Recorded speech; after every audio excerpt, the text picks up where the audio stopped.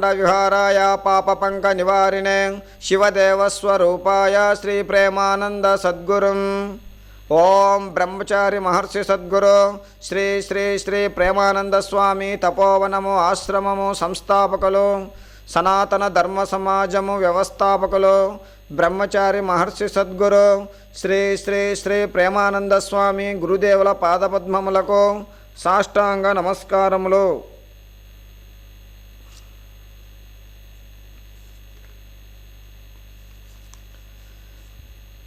వైశాఖ పురాణము 16వ అధ్యాయము యముని మొరను బ్రహ్మదేవుడు ఆలకించుట।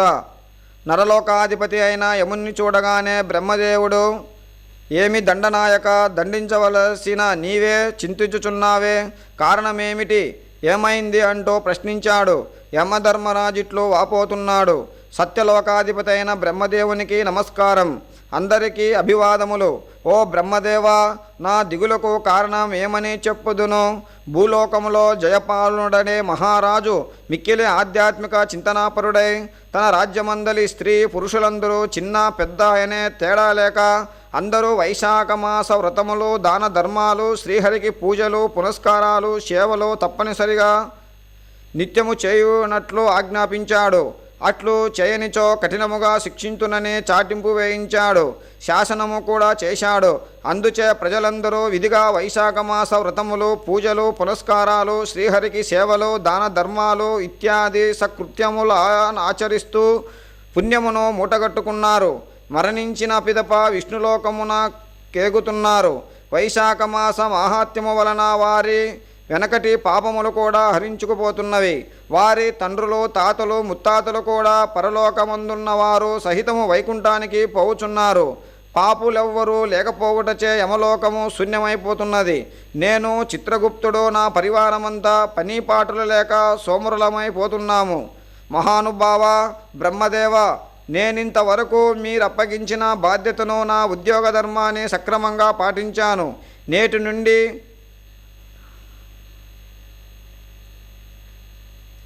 నా పని పాట లేని పదవిని వదులుకొనుచున్నాను। ఆ పదవికి నేను రాజీనామా చేయ సంకల్పించాను। క్షణమైనను తీరకలేని మాకు ఒక పని కూడా లేకుండా పోయింది। నేనీ కొలువును రద్దు చేయమని సిఫారసు చేయుటకు మీ వద్దకు వచ్చాను। ఇంతవరకు పుణ్యాత్ములే పుణ్యలోకములకు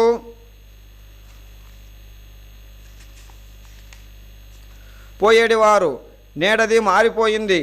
పాపులు సహితము వైశాఖమాస వ్రత దీక్షాపరులై పుణ్యలోకాలకేగుతున్నారు।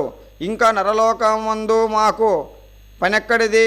పని పాట లేని మేము కాలమును వ్యర్థముగా గడుపలేము, కావున మాకు సెలవిప్పించండి అంటూ ఇంకను చెప్పసాగాడు।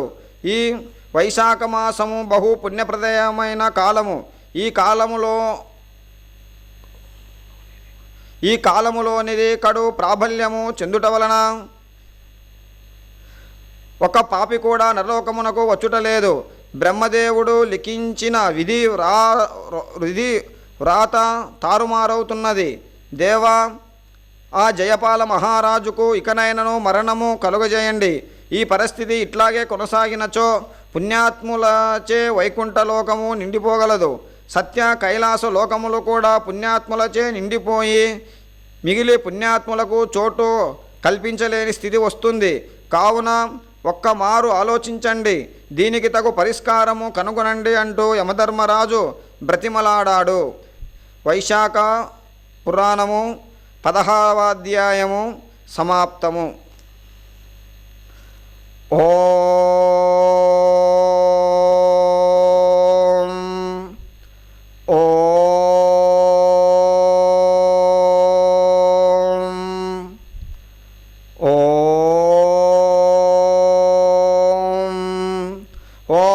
सहनाववतो सहनौ भुनक्तो सह वीर्यं करवावहै तेजस्विनावधीतमस्तु मा विद्विषावहै।